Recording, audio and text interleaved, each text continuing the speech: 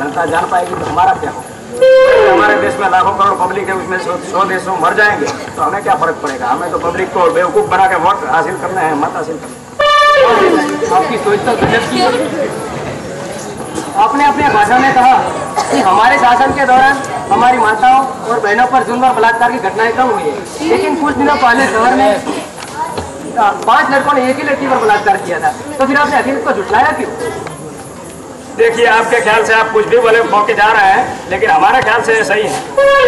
एक लड़के ने एक लड़की पर बलात्कार किया तो 4 तो कम हो गए ना, समझने की कोशिश कीजिए।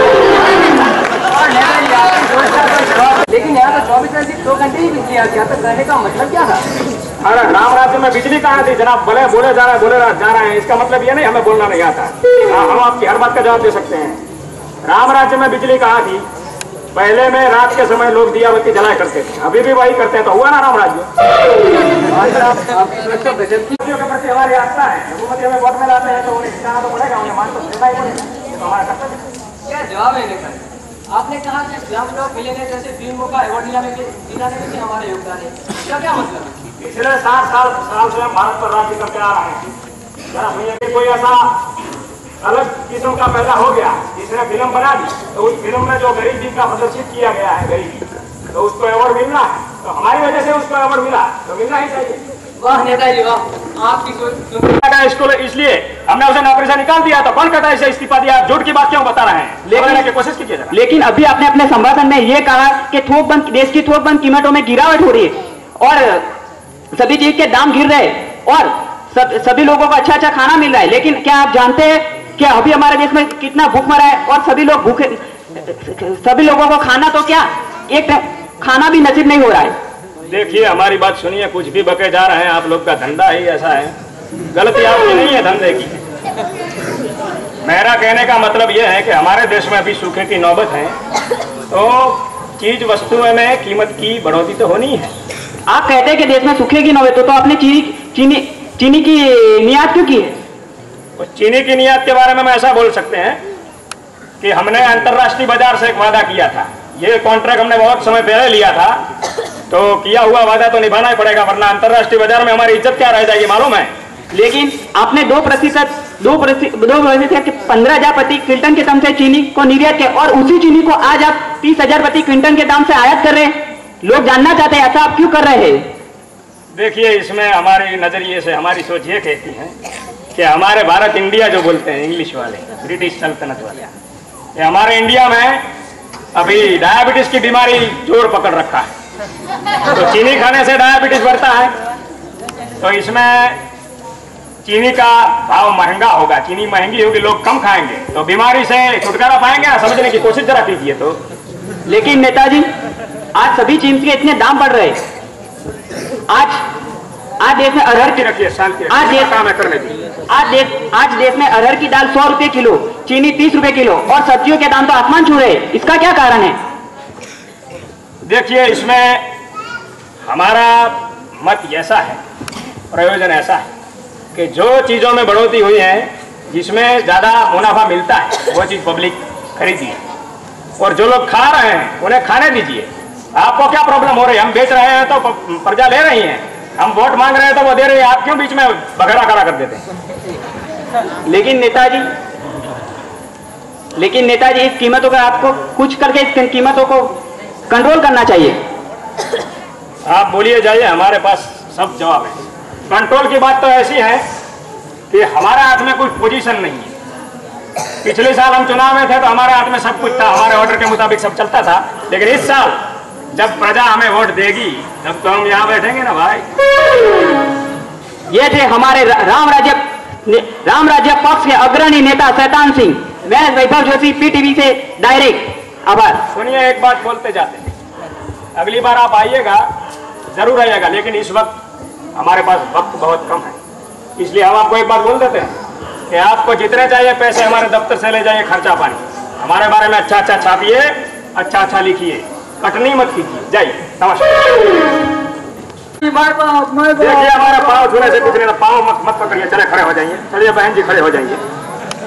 देखिए, हम प्रजा के पास वोट मांग रहे हैं, आपको बीच में दखल नहीं देना चाहिए। आपके कीमती वोट खरीदने, अरे नहीं, माफ करना, मांगने आया हूं। तो आप अपना कीमती वोट हमें देकर जिताइए और दिल्ली भेजिए ताकि हम संसद गृह में मनमोहन सिंह से विचारणा कर सकें कि हमारे देश की जनता को जो चाहिए है, जो फैसिलिटी सुविधाएं चाहिए, वो हम पूरा कर सकें। आपके लिए हम संसद के गृह में जाएंगे जब आप जिताएंगे तो, अगर नहीं जिताएंगे तो कैसे जाएंगे। हमारा नम्र निवेदन है कि आप हमें ज्यादा से ज्यादा वोट दीजिए और आपकी कोई भी समस्या हो, कोई भी प्रॉब्लम हो, हमें बोलिए। तो आप भी बोलिए, आपकी क्या समस्या है?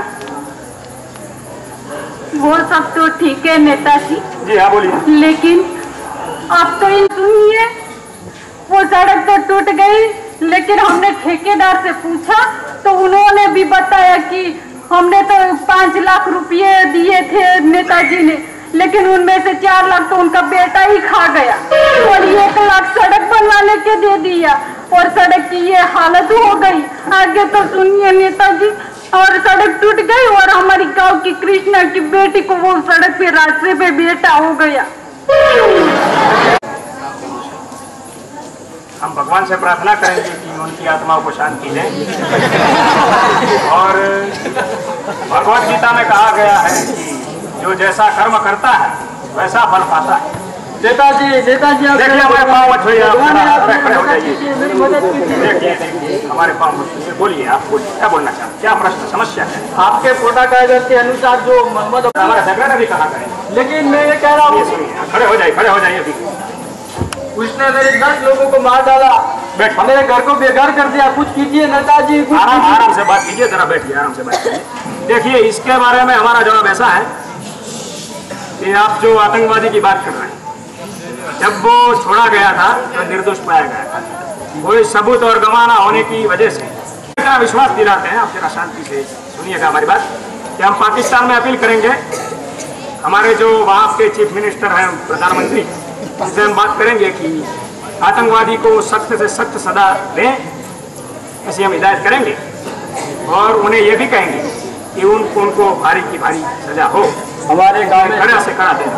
हमारे गांव में सूखा पड़ा है, हमको पानी भी मिल रही है, अंत के लिए हम बेघर हो गए। वाटर पार्क में लाखों लीटर, हजारों लीटर पानी बहता जा रहा है। इतना खुराक है हमारे पार्लियामेंट में, विधानसभा में, कि कुत्ते भी जूठा छोड़ते हैं। तो आप क्या बात कर रहे हैं? हमारे देश में वैसे पानी की कमी नहीं है, वाटर पार्क में हजारों लीटर पानी है, फिर भी आप बोलते हैं हमारे गांव में सूखा पड़ा है। तो हम सरकार से दरख्वास्त करेंगे। धन्यवाद भाई हमारे हम सरकार से दरख्वास्त करेंगे कि आपके गांव में पानी, बिजली का बंदोबस्त हो, आपकी जिंदगी अच्छी तरह से गुजरे, ऐसे हम दरख्वास्त करेंगे। अब जाइए, नमस्कार। चिंता मत कीजिए, आप हमारे साथ हैं। रुको गाँव वालों, ये नेता चोर है, ये नेता देशद्रोही और विद्रोही हो। ये नेता हमारे देश के लोगों के पत्रकारिता काम ही है, ऐसा बोलते रहे। हमारे गांव की भोली भाली जनता को बेवकूफ बना रहा है। इसके कच्चे कर्मों का पता मुझे चल गया है। ये देशद्रोही नेता है, ये तुम्हारे वोटों का अधिकार नहीं बल्कि तुम्हारे जूतों का अधिकारी है। तो नेताजी के सेक्रेटरी है तो ये तो झूठा थोड़ा बोलेगा, ये नेता ये झूठा है। आप हमारे सेक्रेटरी होकर ऐसा बोल रहे हैं?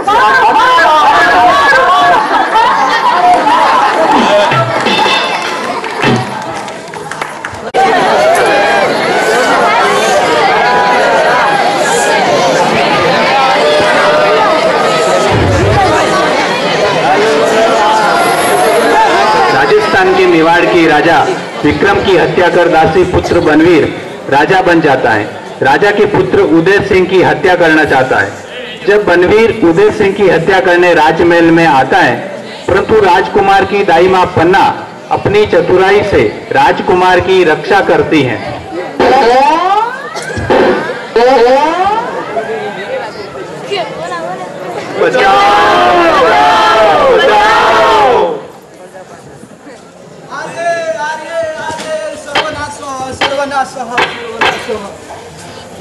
जात प्रतिहारः किं रुदनं करोति? शीघ्रं शीघ्रं कुमारक्षायाः उपायं कुरु। कस्मात् उपायं कुरु? दुष्टबलवीरात् महाराजं हत्वा राजकुमारं हन्तुम् आयाति। एवं तर्हि हृदयं बहिर्नय। पुत्र त्वां विना कथम् उदयति अस्ति?